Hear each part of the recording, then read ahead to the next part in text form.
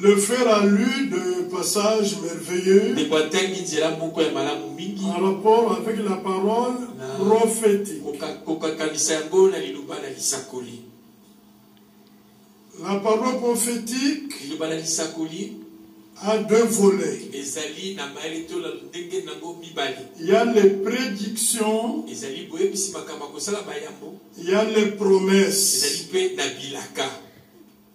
Les promesses font partie de la parole prophétique.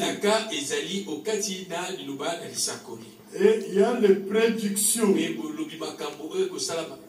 Dieu annonce que tel événement viendrait et il doit arriver.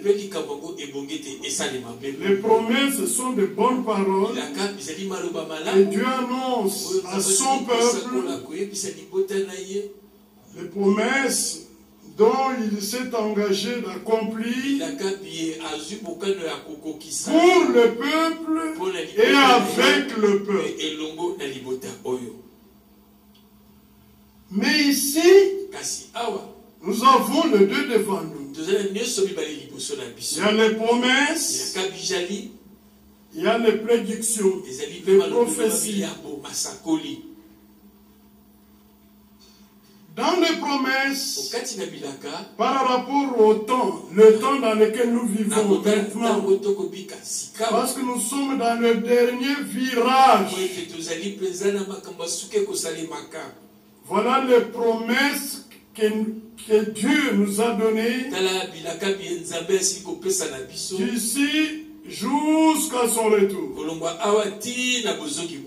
Maintenant où nous sommes là, nous attendons la pluie de l'arrière-saison. C'est la dernière action de Dieu dans l'Église. C'est ce qu'on attend maintenant. Nous n'attendons plus un message. La distribution a déjà pris beaucoup de temps. Le message a été distribué. Et ceux qui sont en vie sont en train de manger la nourriture qui a été distribuée. Mais c'était quoi? C'était le conseil de Dieu qui a été révélé au prophète. Et le prophète l'a annoncé comme parole révélée. Et ça devait atteindre tous les élus dans le monde entier. La parole est révélée pour notre temps. Dieu a utilisé le feu Branham pour cela. Et le message avait le dessein précis. Le message devait appeler à sortir le peuple de Dieu. Le message devait le purifier. Le message devait les identifier à Christ. Le message devait apporter la correction dans la vie des enfants de Dieu. Et le message devait restaurer toutes choses dans l'église épouse. Le message devait préparer l'église. Ça demandait le message. Et c'est le message que Dieu a confié à frère Branham. Le frère Frank n'a eu la fonction que de prendre cela, de mettre d'abord à la disposition des autres serviteurs, afin qu'ils puissent les prêcher dans le monde entier. Et c'est ce qui a été fait. Branham a fait son travail. Frank a fait son travail. Dieu leur a donné du repos. Mais Dieu continue son œuvre. Avec tous les serviteurs fidèles qui ont reçu le contenu de ces messages révélés jusqu'à la fin. C'est pourquoi je dis on n'attend plus le message. Le message a déjà été confié à l'église. Tous les conseils de Dieu étaient révélés à l'église. Maintenant il il appartient à l'Église de s'identifier à la volonté de Dieu révélée. Voilà notre responsabilité. C'est notre responsabilité. Parce que nous entendons la pluie de l'arrière-saison. Nous aurons le temps de le voir. La pluie de l'arrière-saison, c'est la dernière action de Dieu dans l'Église. Qu'est-ce qu'on attend encore? On n'attend rien que la pluie de l'arrière-saison. Mais pour faire partie de l'œuvre que Dieu va faire avec la pluie de l'arrière-saison, il y a une attitude que chaque croyant doit avoir.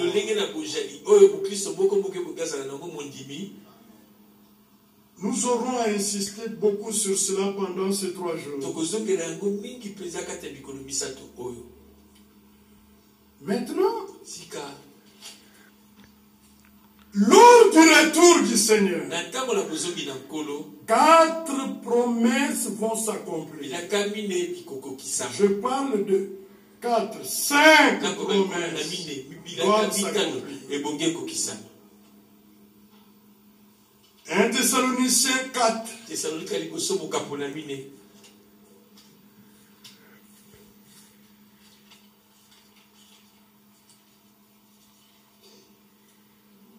Commençons par le verset 13.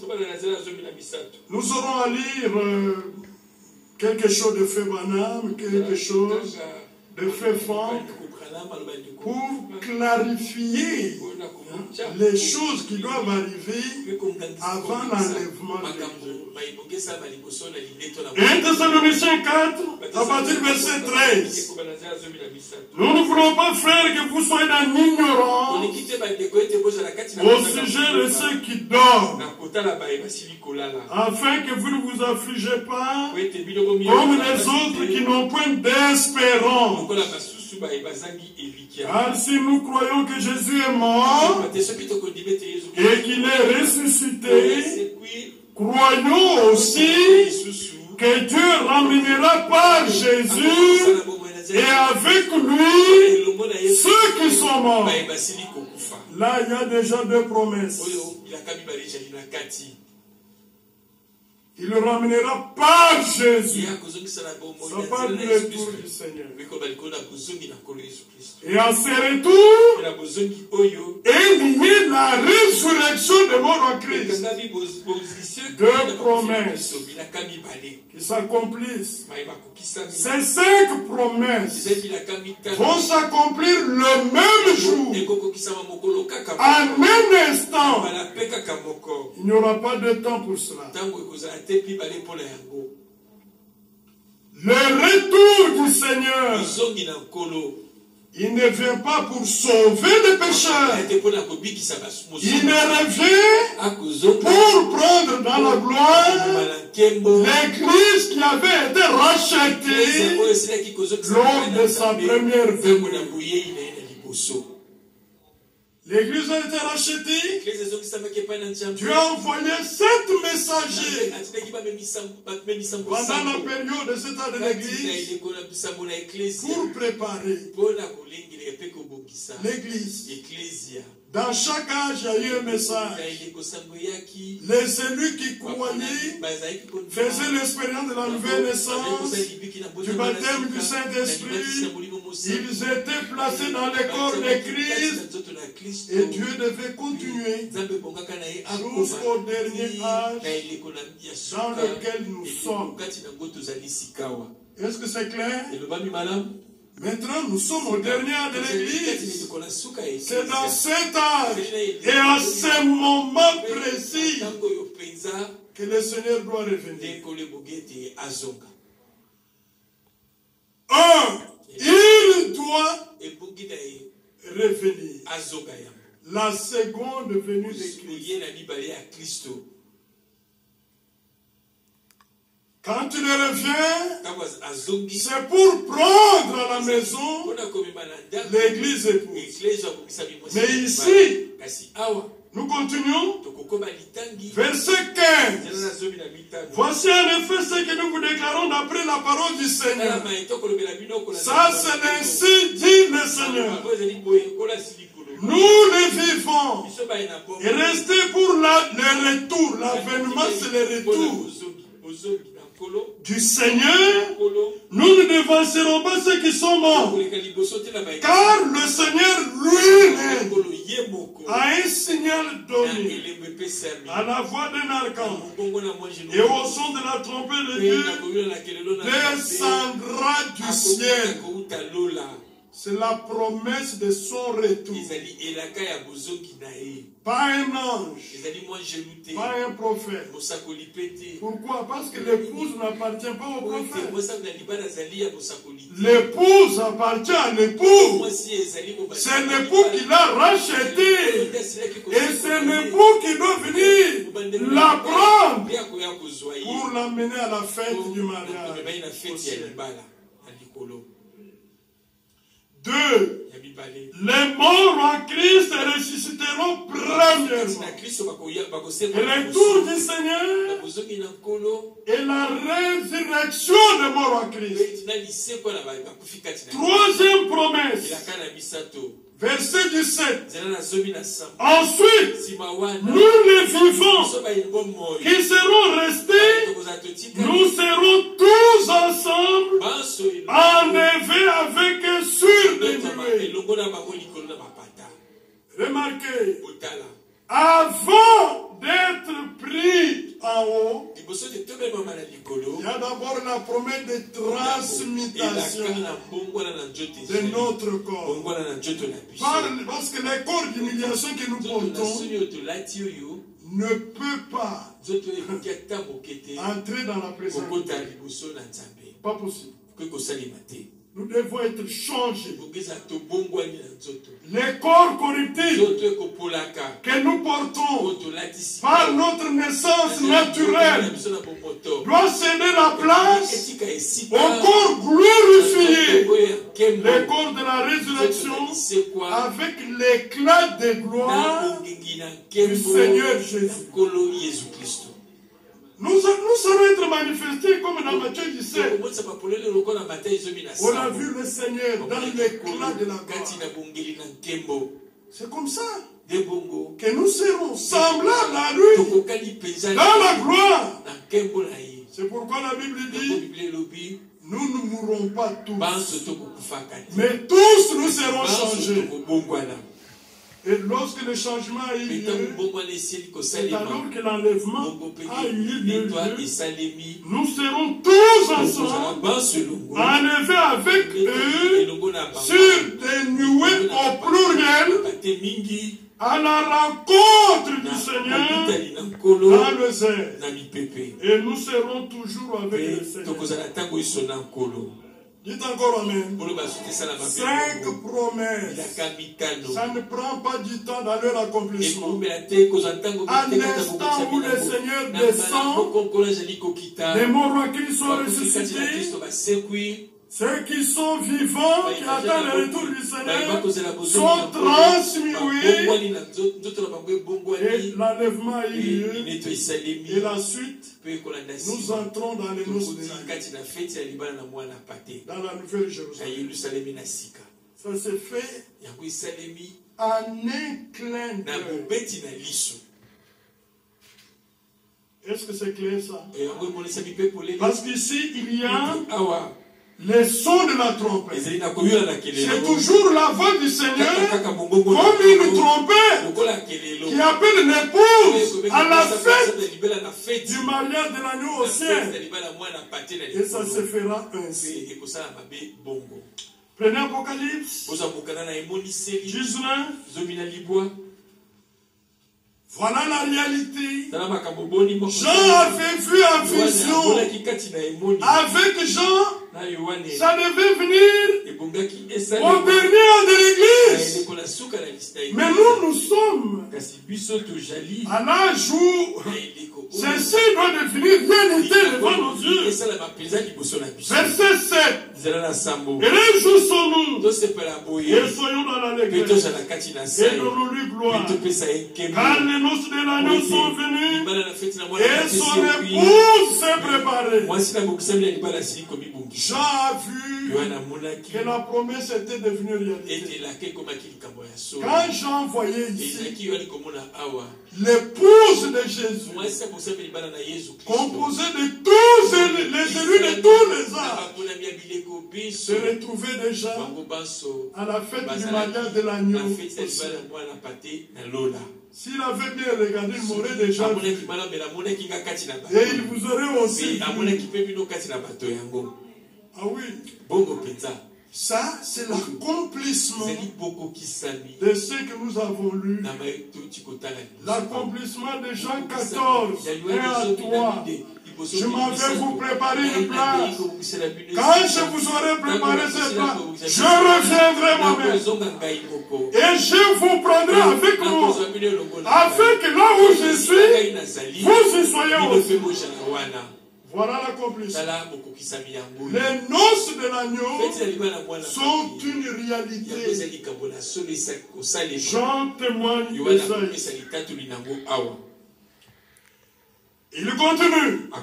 Car les noces de l'agneau sont venues et son épouse se préparait. Il y a un temps qui a été donné à l'épouse pour se préparer. Maintenant où je vous parle, aujourd'hui, mercredi, c'est le 13 aujourd'hui,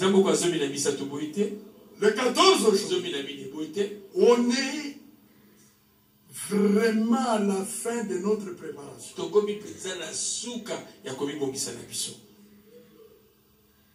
On est à la fin.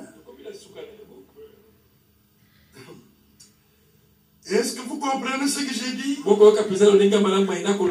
C'est ce qui fait que celui qui a raté la préparation, Dieu a donné beaucoup de temps pour la préparation.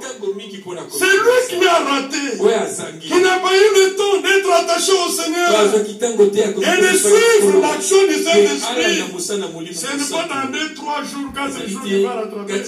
Si ça pouvait se faire dans 2 jours, le Seigneur donnerait des jours pour que nous soyons prêts. Il y en a qui étaient distraits. Ils n'ont pas eu le temps de se préparer. Ils n'ont pas eu le temps de faire la réserve d'huile. Et par conséquent, ils vont rater l'enlèvement. Parce qu'ils feront partie des vierges folles. La préparation ne se fera pas au ciel. La préparation se fait sur la terre. Maintenant, nous sommes à la fin. Nous sommes à la fin de cette action de préparation. Amen. On est à la fin. En rapport avec la préparation, il est dit au verset 8, et il lui a été donné de se revêtir d'un fin lin éclatant pur, car le fin lin, ce sont les œuvres justes des saints. Ouvrez bien vos oreilles. D'où viennent les actes, les œuvres justes des saints? C'est-à-dire que la prédication vous a été apportée. Vous avez cru à cette prédication et vous avez obéi à la volonté de Dieu. Et vous êtes revêtus. Vous êtes revêtus d'un fin impur, éclatant. Car le fin lin, ce sont les œuvres justes des saints. Mais de quoi s'agit-il? Éphésiens nous dit, il a préparé des œuvres pour que nous les pratiquions. Ce ne sont pas vos œuvres, mais ne sera produit ses œuvres, que dans ceux qui ont reçu la parole de Dieu dans leur cœur, et la parole de Dieu a agi dans le cœur qui croit. Vous êtes revêtus de bonnes œuvres. Vous n'allez pas les fabriquer. La bonté, l'amour divin, les pardons, la douceur, vous n'allez pas les fabriquer. C'est quand vous croyez à la parole de vérité que Dieu produit cela au travers de vous. C'est ça l'habillement pour la fête. Comment vous allez tricher? Ce ne sont pas vos œuvres, ce ne sont pas les œuvres des prédicateurs, ce sont les œuvres justes des saints. C'est-à-dire, la prédication est apportée, le message est proclamé, vous l'avez reçu et vous lui avez obéi et vous produisez ces œuvres. Voilà l'habillement qui vous est donné pour la fête. C'est lui qui va manquer. N'entrera pas. Et vous ne pouvez pas l'avoir sans avoir été scellé du Saint-Esprit. Ce n'est pas possible. Parce que c'est le Saint-Esprit, par la parole de Dieu qui est en vous, qui va vous aider à mettre les commandements de Dieu en pratique. Amen. Verset 9.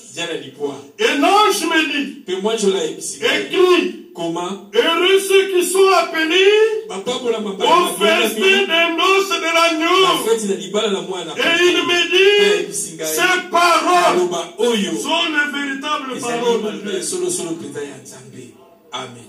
Lorsque vous organisez un mariage, une fête du mariage, vous appelez les membres de la famille, les amis, les connaissances, les voisins. Mais quand Dieu organise la fête du mariage de son fils, l'agneau de Dieu, il n'invite pas de connaissances. Il n'invite que l'épouse elle-même. Vous vous rendez compte? C'est lui qui doit être à cette fête-là. C'est l'épouse elle-même. Parce qu'elle porte l'habillement de fête. Mais vous ne pouvez pas être revêtu si vous n'avez pas été dépouillé. Il faut d'abord être dépouillé pour être revêtu. Mais vous ne voulez pas être dépouillé. Vous gardez l'héritage de ce que vous êtes naturellement. Ça n'entrera pas. Il faut s'identifier à la mort de Christ. Christ est mort enterré. Vous devez laisser mourir votre vieil homme et qu'il puisse disparaître. Amen. C'est alors que vous serez revêtus de l'homme nouveau qui accomplit toujours la volonté de Dieu. Voilà bien, aimé dans le Seigneur. Ça, c'est un rapport avec les retours du Seigneur.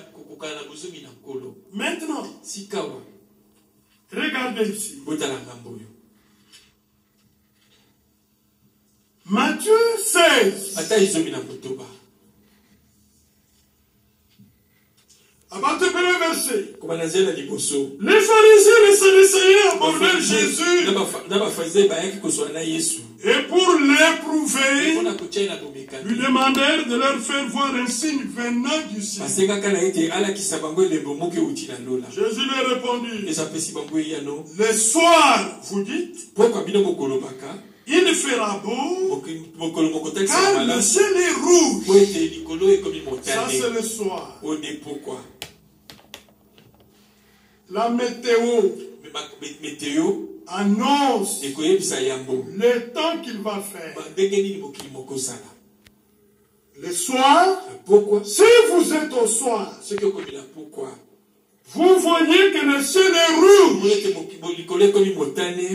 Vous dites, il fera beau demain.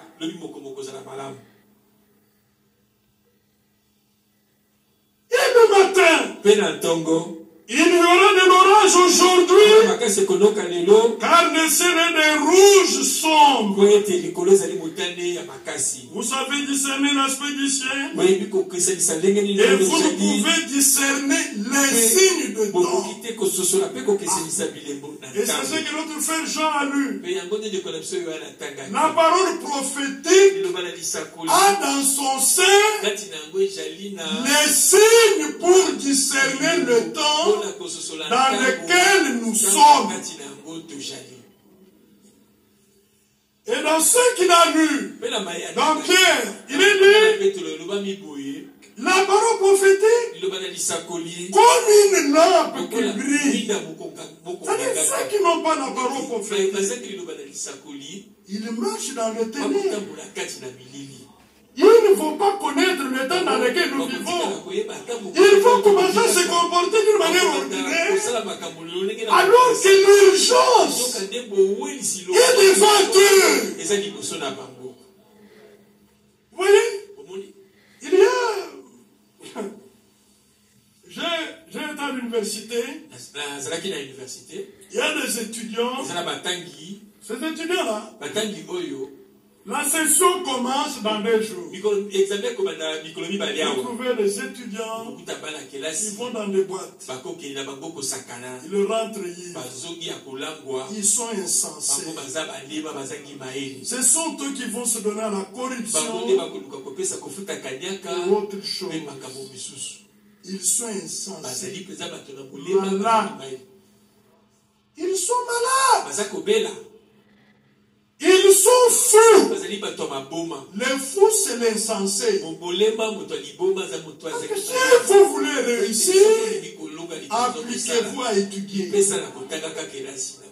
Vous êtes distrait. Vous allez boire. Vous allez corrompre, avoir un diplôme d'université sans connaissance. C'est seulement le diplôme. Il ne sait quoi faire d'autre. Il n'a pas racheté le temps. Avec notre frère Tentoula, il nous a montré racheter le temps. C'est la parole de la Bible. À racheter le temps, car les jours sont mauvais. Pourquoi ils n'ont pas la parole prophétique? Ils vivent dans le ténèbre.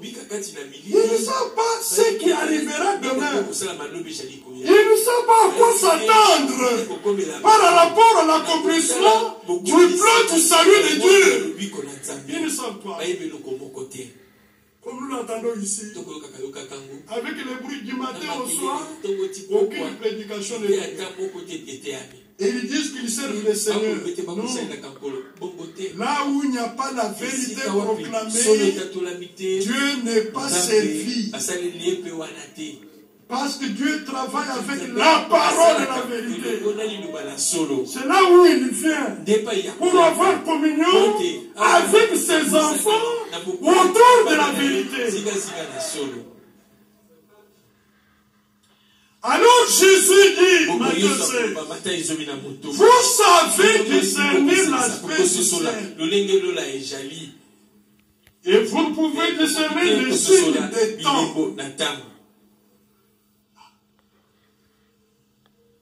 Si vous voulez connaître les jours qu'il fait, les jours, c'est quel jour aujourd'hui? C'est quelle date? Regardez au calendrier. Si vous voulez voir à quelle heure nous sommes dans le programme de Dieu, regardez aux signes prophétiques. Et dans les signes, il y a les prophéties en rapport avec Israël, en rapport avec l'Empire romain, l'Europe unie, en rapport avec les États-Unis. Et vous devez voir tout cela, voir comment ça s'accomplit. Parce que quand vous connaissez le signe des temps, ça vous réveille. Vous sortez de la distraction. Vous sortez de la distraction et vous faites la chose essentielle pour ce temps-là. Si vous ne vous réveillez pas, vous allez rater, vous n'arriverez pas. Les signes de temps. Maintenant, le pape américain a pris le trône de Vatican. Selon la prophétie, l'esprit qui a conduit Frère Branham à parler de ces choses, cet homme n'a plus un grand travail à faire. Son problème, c'est de se fixer sur la paix et l'unité des églises. C'est tout. Aujourd'hui, on n'a pas beaucoup de temps. J'allais vous faire lire le président d'Israël a écrit un message de félicitations à Léon XIV. Il parle de la paix. Le pape a répondu. Il parle de la paix. Ce sont les derniers signes avant le retour du Seigneur. Prenez Thessaloniciens. Il n'y a plus le temps. Il n'y a plus à attendre. Remarquez, 1 Thessaloniciens 5.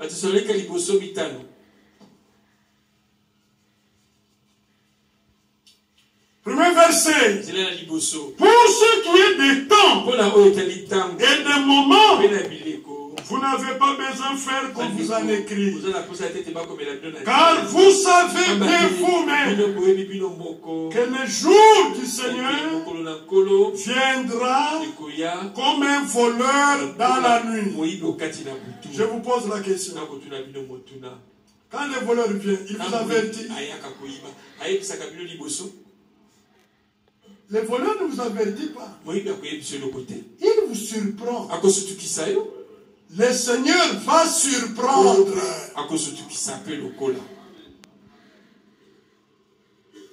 Le voleur n'avertit pas. Et le jour du Seigneur viendra comme un voleur dans la nuit. Quand les hommes diront paix et sûreté, alors une ruine soudaine les surprendra comme les douleurs de l'enfantement surprennent la femme enceinte. Ils n'échapperont point. Dites Amen. Nous sommes là maintenant. C'est tout le monde qui parle de la paix. Tout le monde qui parle de négociation. On parle de construire les ponts. Le président américain, il est venu en Arabie Saoudite.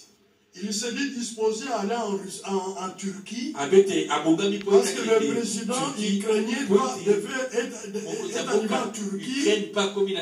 On attendait Poutine en Turquie. Il a envoyé une délégation. Le président américain s'est dit il est disposé à aller en Turquie. Pourquoi? Pour parler de la paix entre la Russie et l'Ukraine. Mais regardez le piège. C'est l'Europe. Avec le président Macron à la tête.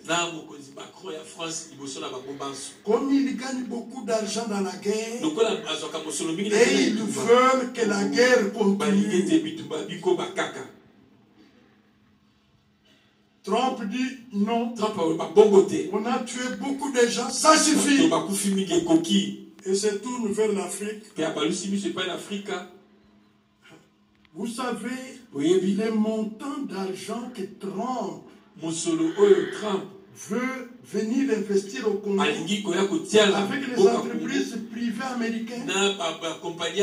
500 milliards de dollars. 500 milliards. 500 milliards. 500 milliards d'Amérique. Et comment ils vont faire? Ils vont utiliser tous les moyens. Il y aura des camps ici. Des camps militaires américains. Parce qu'ils ne peuvent pas mener l'argent là où il y a la guerre. Sinon ils vont perdre. Est-ce que vous comprenez la logique? Comment ils viennent? Parce que beaucoup de gens voient le Kivu, qui a beaucoup de minéraux, le Katanga, beaucoup de minéraux. Mais ici, dans le Bas-Congo, on a découvert les gisements de cuivre, de cobalt, de manganèse, les plus grands gisements d'Afrique. Vous pensez que les Américains vont lâcher le Congo? Ils vont imposer la paix. Kagame doit reculer. Parce qu'il ne peut pas mener leur argent là où il y a la guerre.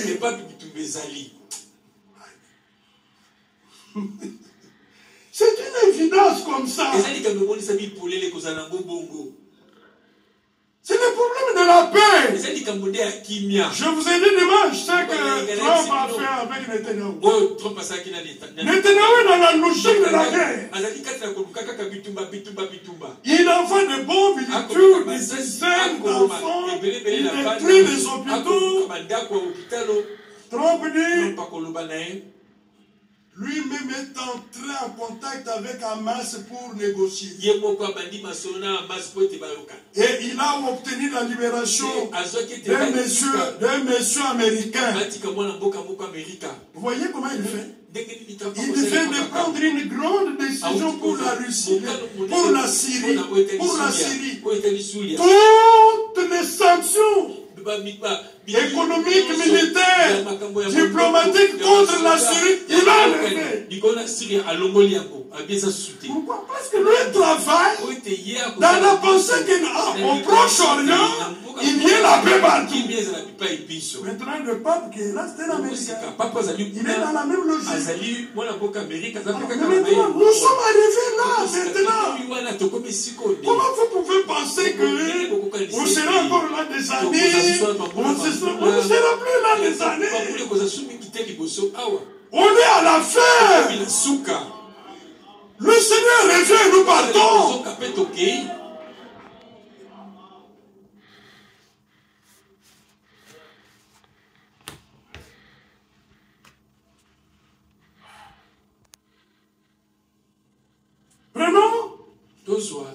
Parlons de deux grands événements prophétiques. Ils doivent se faire avant l'enlèvement et après l'enlèvement. Nous allons voir clairement cela. On va lire les écrits de Frère Branham et dans les écrits de Frère Franck. Vraiment, le choix d'une épouse c'était donné le 29 avril 1965. Suivez très bien la lecture. Voilà. Ces gens, Seigneur, me donneraient spontanément leur dernier centime pour soutenir le message. Ils feraient tout ce qui est en leur pouvoir. Mais à Dieu alors, lorsqu'il s'agit de faire face à cela, lorsque nous arriverons à cela, je prie Dieu que cela soit la nuit où tu les récompenses et déverses ton Saint-Esprit sur cette convention. C'était une convention. Puisse-t-il ne pas y avoir des enfantillages ou de l'agitation, mais des pleurs, des cris et une repentance en s'accrochant aux cornes de l'autel. Alors que nous voyons le jugement qui gronde en dessous de nous, ce soir, accorde-le Dieu. Je prie aussi sincèrement que je peux, dans le nom de Jésus-Christ, mon frère, ma soeur, je ne sais pas ce que je dois dire en plus. Si j'ai trouvé grâce à vos yeux, par la puissance de Dieu. Si vous croyez que je suis son prophète, c'est la première fois en public que je dis cela. Mais je sens cela comme une sorte d'avertissement. Je n'aime pas faire cela, vous le savez. Je n'aime pas agir comme ça. J'ai hésité à parler de ce message et à dire ces choses. J'ai essayé d'éviter cela. J'ai trouvé des excuses pour ne pas le dire, mais cela a été dit.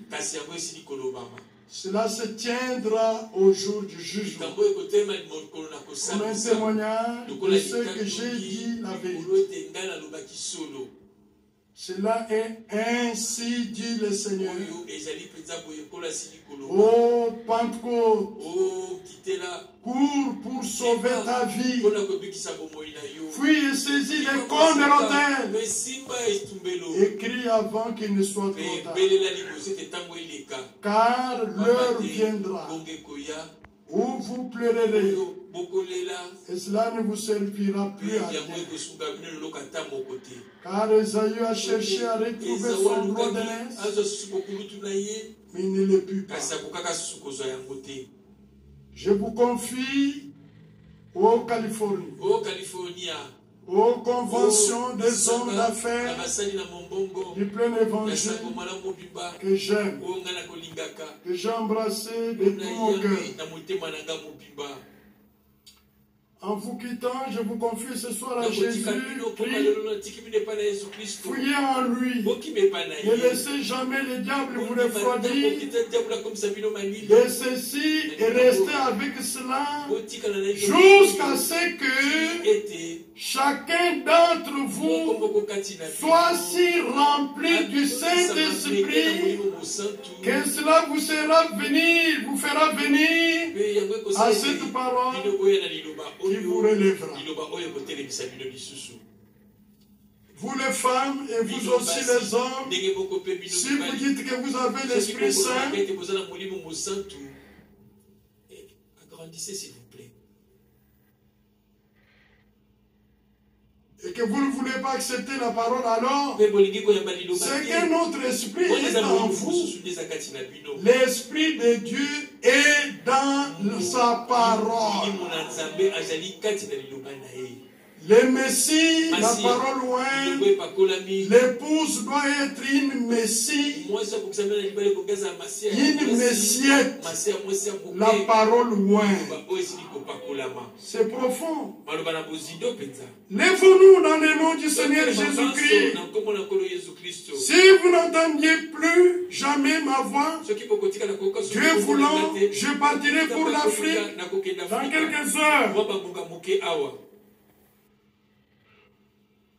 Je pourrais ne jamais revenir. Je ne sais pas, mais je vous l'ai dit de tout mon cœur.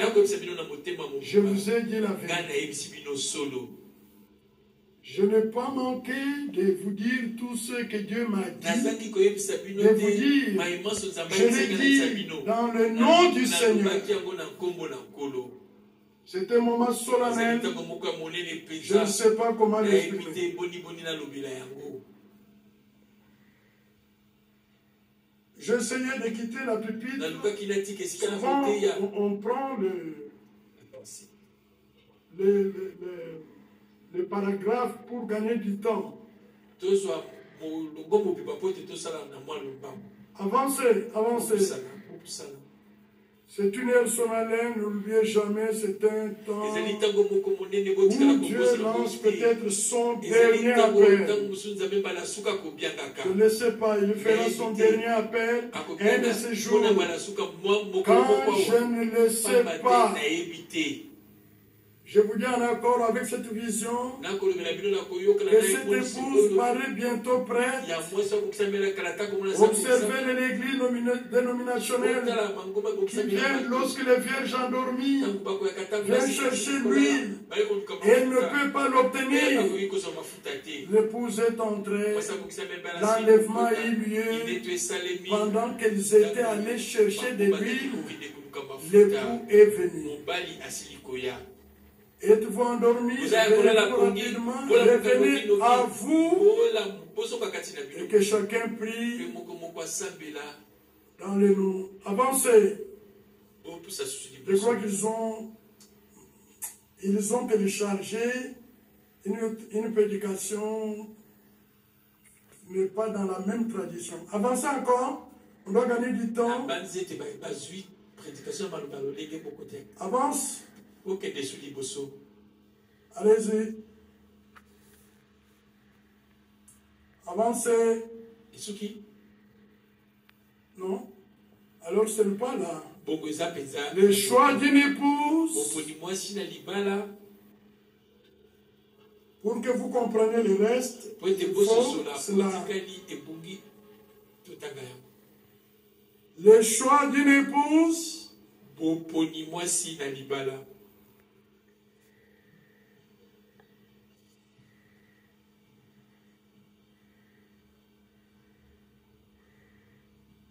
Prenez la lettre circulaire, mai 2011. Le problème, c'est la technique. On doit gagner du temps.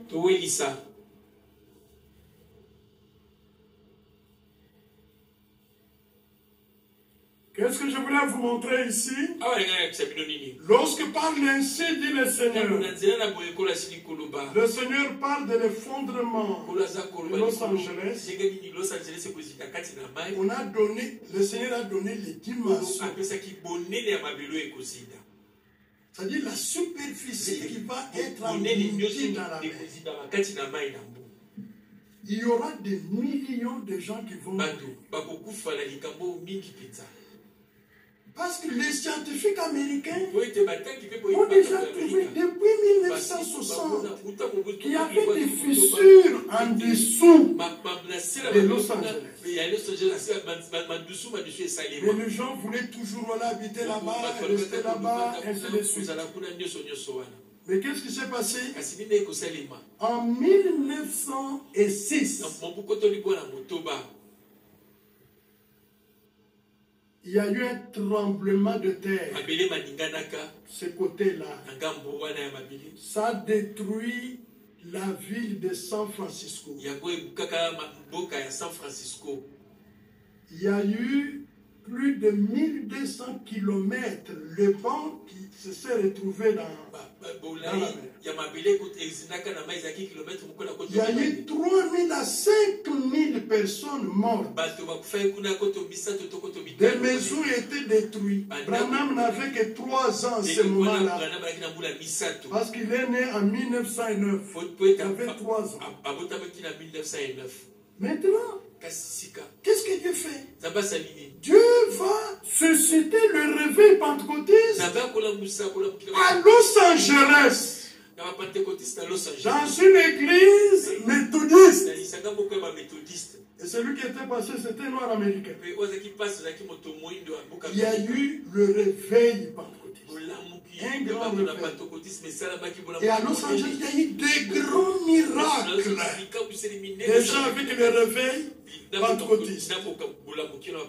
Et dans la même ville, Frère Branham est venu avec le message. Il a prêché. Il a fait Dieu a fait des grands miracles. Des très grands miracles. Dans cette ville-là. Et les gens avec Hollywood qui est là-bas, leur vie de ténèbres, les gens méprisaient le message. Comme au temps de Noé, comme au temps de l'autre, ils ont méprisé. Et c'est alors que le Seigneur va prononcer les jugements sur la côte ouest des États-Unis. J'aurais voulu qu'on me donne ma tablette. Sur la table là-bas. Qu'on met la tablette. Alors, le jugement a été prononcé. Vous avez suivi dernièrement? Il y a eu un incendie qui s'est déclaré du côté là. On a brûlé cette ville-là avec des maisons qui coûtaient des millions d'euros. Ce n'est pas encore ça que Dieu avait déclaré. Ce que Dieu a déclaré doit arriver. Mais pourquoi je vous parle de ça? Parce qu'il est prévu qu'il y aura un grand tremblement de terre de magnitude de 8.5. Ça, c'est trop. D'habitude, le 7.5, mais ce serait 8.5 ou plus. Los Angeles entièrement va être retrouvé en dessous de la mer. Et ça va prendre une grande superficie. La profondeur, ce serait plus de 1000 mètres en dessous. En dessous, la profondeur. Et ça va s'engloutir. Mais pourquoi j'ai soulevé ça? C'est parce que il y a une précision que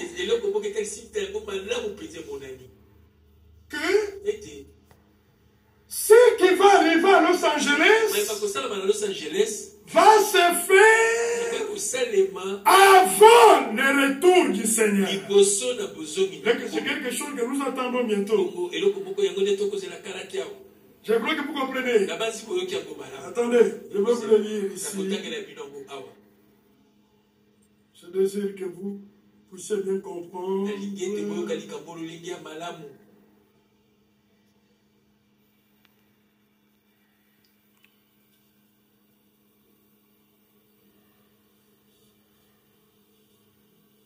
Le choix d'une épouse.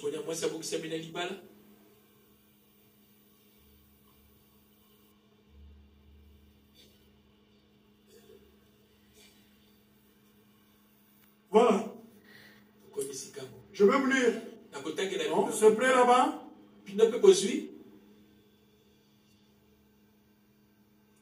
Prenez 182, oui.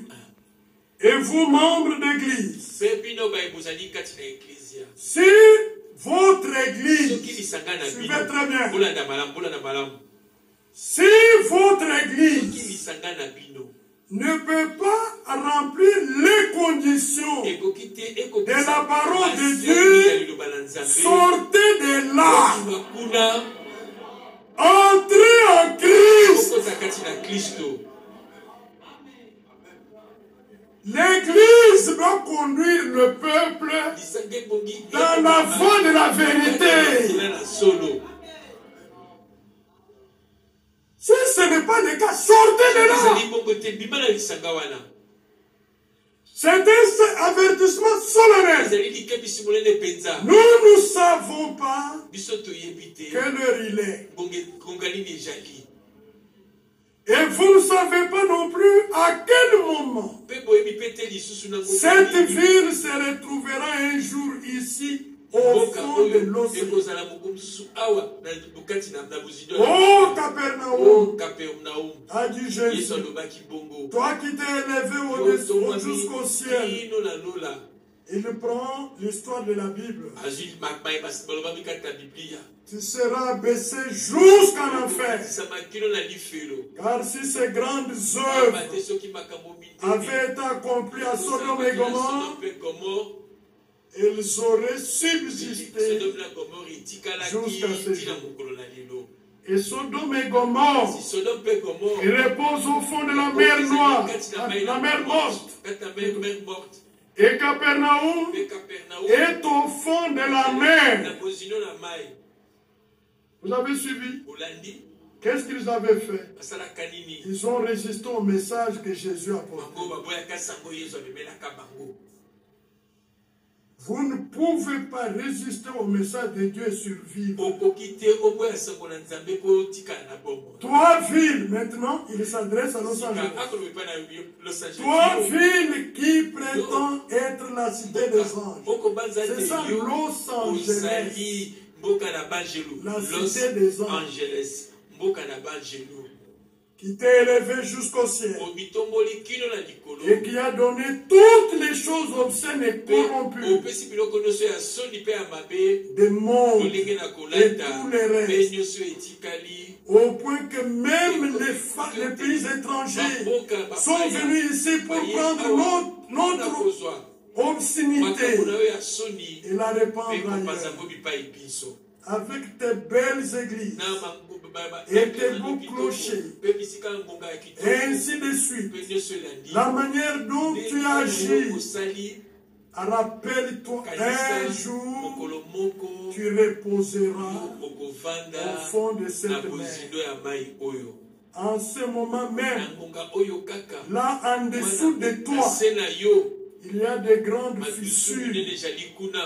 La colère de Dieu est en train de bouillonner sous toi.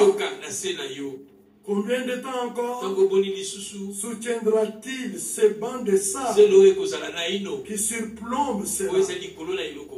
Quand cet océan là-bas, profond de c'est 1600 mètres. Non, 1 kilomètre et 600 mètres. 600 mètres. 1 kilomètre, plus d'1 mètre. 1 kilomètre et demi. Se lancera d'aplomb jusqu'à la mer Sultan. Ce sera pire que le dernier jour de Pompée. Recommandation. Répands-toi. Répandez-vous, vous autres, tournez-vous vers Dieu. L'heure de sa colère est sur la terre. Fouillez alors qu'il y a encore temps et entrez en Christ. Vous voyez les lieux de sécurité. C'est en Christ. Vous m'entendez? Ce n'est même pas dans cette église. Ce n'est pas Branham Tabernacle. Ce n'est pas Krefeld. C'est en Christ que vous aurez la protection. Maintenant, prenez la lettre circulaire de mai 2011.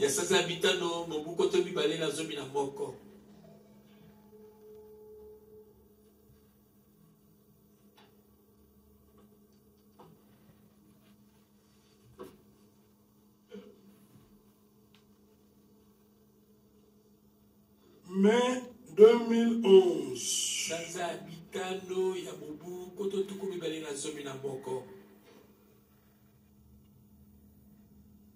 Voilà. Suivez. Ces derniers temps, les regards des scientifiques sont tournés particulièrement vers la côte ouest des États-Unis. Ils s'attendent au Big One. Un séisme plus puissant que celui qui détruisit la ville de San Francisco le 18 avril 1906. C'est alors que la croûte terrestre s'est fendue sur une longueur de 1280 km et environ 3000 à 4000 personnes moururent. Frère Branham l'avait prédit en 1965, c'est ce que nous venons de dire, en mettant l'accent sur le raz de marée qui en résultera et inondera la grande partie de l'ouest des États-Unis. Il dit qu'à cause de ces puissants tremblements de terre, une région plus grande que la Californie s'engloutira dans la mer. Et qu'ainsi Hollywood et Los Angeles n'existeront plus. C'est ainsi dit le Seigneur. Des milliers de gens perdront la vie. Suivez. Cela arrivera avant le retour de Christ.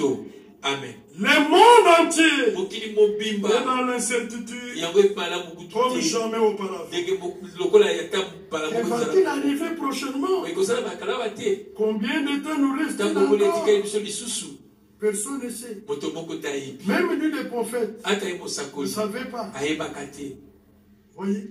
Regardez les paroles qu'il a sorties en 1954. S'accomplissent maintenant de la part. C'est cet accompli lui-même n'est plus sur la terre. Quand Dieu donne sa parole, elle est la vérité. Que les années passent, Dieu accomplira sa parole en son temps. Ça ne ratera jamais. J'attire votre attention ici que l'effondrement de Californie, avant le retour de maintenant, prenons une autre précision. Daniel, prenez Daniel.